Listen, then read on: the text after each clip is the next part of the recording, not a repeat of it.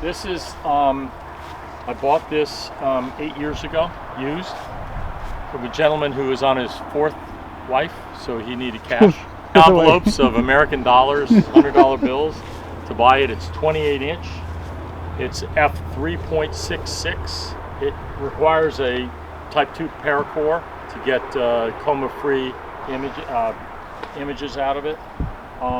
It is really a galaxy hunter.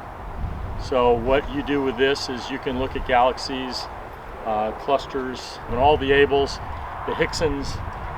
You can see most all of the galaxies you want to see. So what did we look at last night? So that was the Leo galaxy cluster, wasn't it? Yeah, 1367. And the thing that we looked at last night here, it was relatively very clear.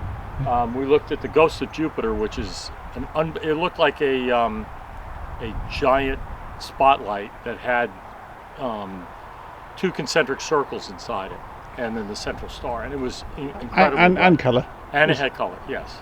That's the added advantage of more light gathering powers that get color. So this scope has an Argo Navis for navigational computer, and it has a servo cat, and it has a wireless controller that goes up here, so you have a wired controller here. So we go to and tracking. Go to and tracking, and that's by servo cat. The encoders are 40,000 tick encoders, and they communicate with the Argo, and it has a do control system up here. And we needed that last night, didn't we? Yeah, that's the only reason this kept going and everybody else was dead. So I have 2 strips, one for the paracore, one for the eyepiece, and then an internal one that goes to the secondary and keeps the dew off it. This is an incredible machine in dark skies. You can get, the dimmest I've seen is about 16.8 magnitude galaxies. Yeah, so this is my main, when I go out every weekend or 3 weekends a month, I set up this one. And then the other one we're going to talk about a little bit later, the 180, which allows me to do photography, and then I do visual with this. So how logistically, how do you move this thing? So this is a big beast. So this has a set of 4 wheels for the front, and the advantage of this system is that there's a lifting system in the back with 2 giant pneumatic wheels that plugs right in here. And imagine, if you will, kind of a trolley. It acts like a trolley when you get it all. So you lift it up off the pads. It's now on the 4 wheels in the front and the 2 giant wheels which are articulating. So, and then you have a handle, like a handlebar on a bicycle, and you take the truss tubes off. And the added advantage of this Dob is it has these rings, and it has a winch system that winches it down, so you can take off the upper tube assembly in this position. You don't have to be on a ladder 7 feet up trying to take the bolts out and then take the secondary cage off, and you can do it right here. Then you use the winch to lower it down because it's going to be out of balance if you take the UTA off, and then it goes straight up like this. And then what you do is take these truss tubes off, and it takes about 15 minutes to set up from the time you roll it out of the 15 minutes to set up a 28 inch. 28 inch. But only because this gentleman, his name is Mike Zammit with Star Structure, it's a Star Structure telescope, built this for the gentleman that I bought it, and he was 5'8" and about 145 pounds. And there was no way he was going to do the lifting required if you didn't have, even wheelbarrow handles would be too heavy for this. I mean, because even with the leverage of a wheelbarrow handle, it's probably about 100 to 120 pounds on the back. So, and you can see it's quite a massive instrument.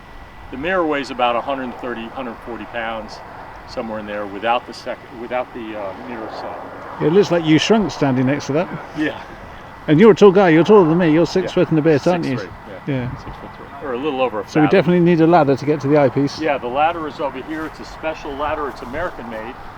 So it's bound to be good. Yeah, well, no, but the American government doesn't let us sell it here. So it had to be purchased in Germany because it's a little giant ladder with wide steps, so you have total comfort, and you can stand up here. What I love is you can stand up here for hours. It's not a little ladder that has the tiny rings. Oh, so you get your whole foot on it, yeah. They're very big treads. So you can stand here, up here at the top, looking at galaxies at the zenith, and it's incredible. You can just stand here all day, as long as your knees don't give out or your ankles don't give out. And again, this we had to buy in Europe and ship back. Did you really? Yeah, even though it's American. So the next telescope is the 22 Starmaster, which is, this is an oldie, so it's not in great shape in terms of visually and cosmetically, but it's a great telescope. It has a John Hall Pegasus mirror, which for those here in the United States know, John Hall was the guy who taught Carl Zambuto how to make perfect mirrors. It is pretty crisp, isn't it, those views?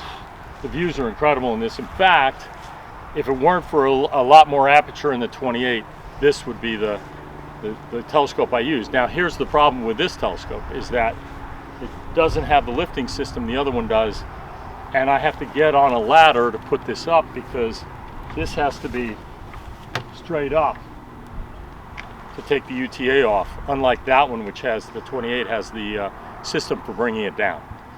And you know, the mirror weighs about 70-80 pounds, and it's tough to lift up and down, and these wood assemblies are pretty heavy. So this is an F4-1.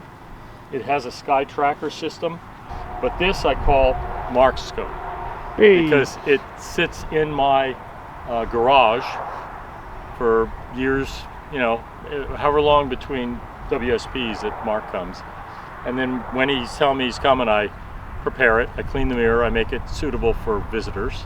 And then it needs a new shroud, but it is a fantastic instrument. Again, you can use it for a lot of galaxies because the limiting magnitude I think I've seen on this is about 15.5. So what did we see last night? Was it the Leo galaxy cluster? Not the Leo triplet, but the No, actual... we saw Able 1367 with both of these instruments, and there was very little difference between the two. There was a little bit more brightness, and you could see a few of the fainter objects, but they're literally in that galaxy cluster probably 40 to 50 objects you can see in the 1367. But this is this was the telescope I had, my biggest telescope before I bought the 28. It's a beauty, isn't it? Yeah, it is really optically really great. Mechanically, it's not as good as the other one, but optically, it's incredible. So we saw the shadow transit on Jupiter last night before it set. That was amazing. Yeah, we saw Io transit, the Io occultation on Jupiter's. I don't think we saw the seeing. Jupiter was low, so the seeing wasn't perfect. But this telescope, when the Jupiter's overhead, and Saturn is spectacular. And it's nice having both big dobs, isn't it? Because we can either compare the view, or you can be looking at one, and me and Joe can be looking at the other. What we've been doing lately, Mark has been sketching 1367 with this, and I've been going through 1367 visually, trying to figure out where all these objects are. And we synchronized last night. It's pretty good. We're going to try to take a photograph, which is a segue for this telescope. So this is a this is another grab and go setup, Jim. Yeah, this is a grab and go. These again are. So what's it? Tech 180. This is a Tech 180 FL. So it's a fluorite lens Tech with oil space triplet. Has no internal air in the lens. Reduces reflections. It is staggeringly dark around the stars when you look at in a dark sky sight. It's probably a Strel of somewhere 98, 99, so maybe 95, but it has no central obstruction like the reflectors, and it is a shorter focal length. It's only 1260 millimeter instead of that one's 3000, and that one's about 2400. So what I noticed on that, when you're doing the go to align, if you had a star just outside the field of view, you couldn't see. You don't see.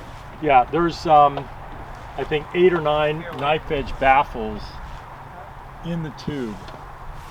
I don't know if you can see them. Yeah, you can see it's just pretty black up there. That's but you could see them with your eye. You could see them, but I don't know if the camera. Yeah. So they got knife edge baffles, a bunch of them between the objective and the and it's quite black in that tube. Yeah. That's made by Yuri at Telescope Equipment Corporation. He's the same man or same company that made the 140, and he's known for high quality optics, if not expensive, but high quality optics. So this I use with a ZWO 2600 MC Pro cooled camera. So it mounts an AP 1200. It is a really robust mount.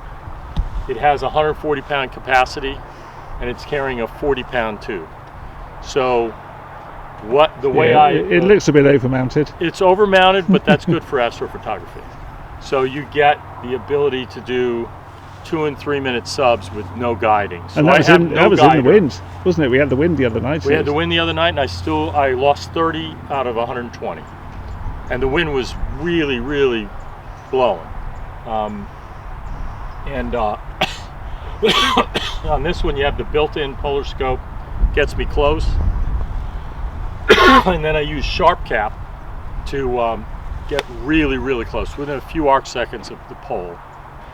And it has the semi-waterproof astrophysics hand controller. All of the connections are mil-spec, so they're not plastic. They're waterproof, military style.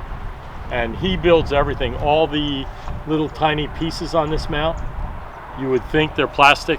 They're machined aluminum. The entire mount is aluminum. The only plastic really on this mount is this little piece here, and this piece covering this. Otherwise, the entire mount is aluminum and stainless. The tri-pier is from AP also. It is very beautiful because it's simplistic in its design. It has 3 turnbuckles. You take the turnbuckles, you loosen them, the stainless rods come off, this piece comes off the base, and the 3 legs come off the base also. So you can basically have it in a box about this big, that tall, about 12 by 10. It's pretty portable then, isn't it? And this is aluminum, so it's relatively light. Incredibly stable, but it is light. And the go-to and pointing on this scope are phenomenal, and it is really a photographic machine. It takes great pictures. I have a field flattener for it, but I have not put the field flattener on. It goes right here. It's a massive piece of glass and aluminum. It goes right on the back of the feather touch focuser. This focuser, like the other one, is a 10-to-1, but look at the size of the focuser. It's 4-inch, I believe. So I was used to, 1.25 when I was growing up, and then 2-inch, and now you have a 4-inch focuser. And it has the collet system. So to tighten the diagonal down, it keeps, the advantage of this, it keeps it completely centered on the optical train. So that's when you have thumb screws, sometimes you can push the diagonal one side or the other, and this one allows it to be exactly centered. So what cool things have we seen in this one then? What's been your highlight? This one we looked at the Jupiter occultation last night. This one I've tracked ZTF, the comet, for I've probably seen it 7 or 8 times in this scope. And the really nice things with this scope, again with the other 140, is the ability to get much greater field of view than either of the 2 Dobs. It allows you to capture the double cluster in Perseus really well, the Andromeda galaxy, some of the more, high contrast objects that are easier to get with a smaller aperture. Because you found that skull and crossbones nebula. Yeah, actually, that's true. Thank you for bringing that up. So, one of the features in here is a tour feature, and since we're way south at 24 degrees latitude, the southern Milky Way and the southern portion of the skies that aren't really readily visible for most people are visible here. So I went to the tour under Puppis, and which is below Canis Major for you, those of you that can't see it. It's significantly below Canis Major, probably 15 degrees below it. And I went to the tour function, and I recognized all the NGC objects and the M objects except the last entry in his catalog, and it was, I believe, 2647. Something like that, wasn't it? And I went to it thinking it was another one of the giant star clusters in Puppis, like in Canis Major, and it turned out it was a emission nebula. And I'd never seen it before, and for 50 years of observing pretty, consistently, it was something that I don't run into often, where I find something relatively bright that I've never seen before. It was quite a cool sight, wasn't it? It was a very beautiful sight. I put the O3 filter in it. It made the contrast come out even more. And then in the 28, it was just, it was, field of view is this big, and the Mission Nebula was probably 2/3 or half of the field of view. It was pretty amazing at 320 power. This is, I think we observed it about 120 power, 110 power. And then you put the camera on, swap then the we eyepiece. put the camera on, and I actually took 2 hours of subs on that. I'm going to process them later. And we've taken, we did M81 and M82 with this week, and they were spectacular. 81 you could trace in the outer spiral arms, which you rarely see visually. You could trace the H2 regions, the star-forming regions, in the outer spiral arm. So it also indicates one thing.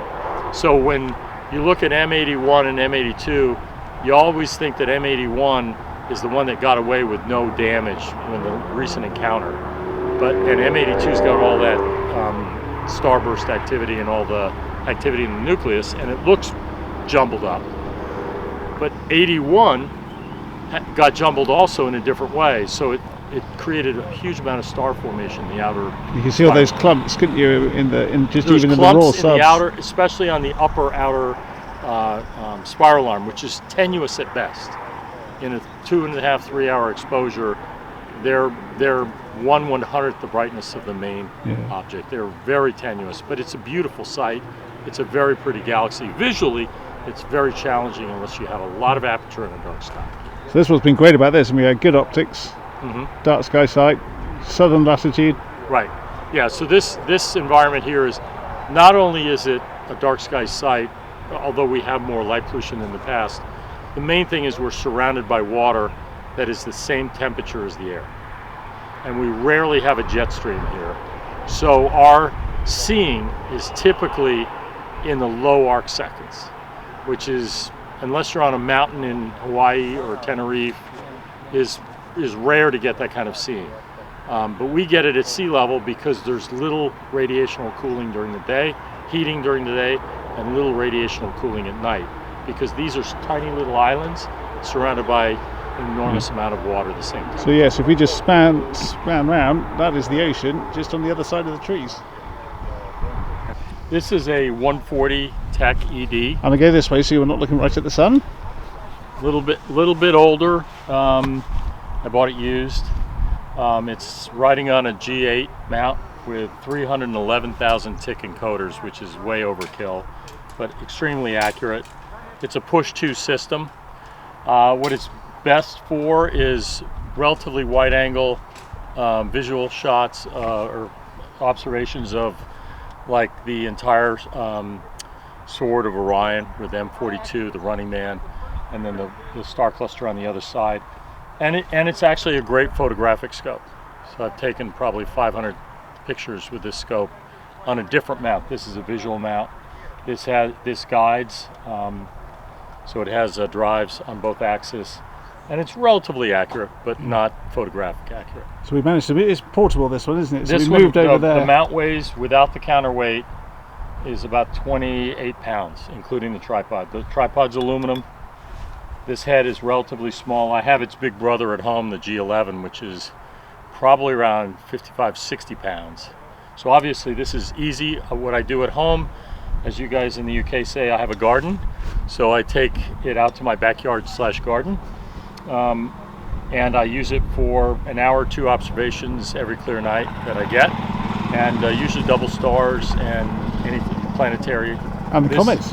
And the comet, yeah. I saw the comet C2022E3 ZTF 4 nights in a row from my backyard, and I've tracked it for probably 8 weeks now with a variety of instruments. So this is my smallest. Well, I have another smaller one, an MP101, but I did not set it up. So this is the one we saw Ida Carina in, because we could move it. Yes, we saw Ida Carina because we can actually move it. The other scopes we can't move. Yeah. So it's a nice little grab and go. So it's a pretty ideal site for observing, and we get to meet people and share our experiences and have a great time. Yes.